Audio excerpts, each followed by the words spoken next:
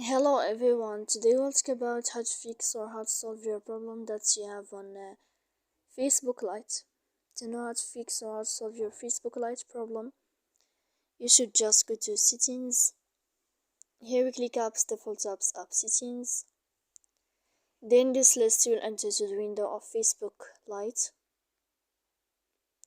After that, in this page of app info, you will click on first stop and you will click OK. Here we'll enter to the window of storage. Then we click clear cache.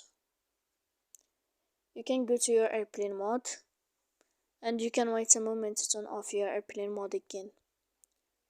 So please don't forget to support us by like and subscribe. See you next time in another video, and thank you for your attention and your watching.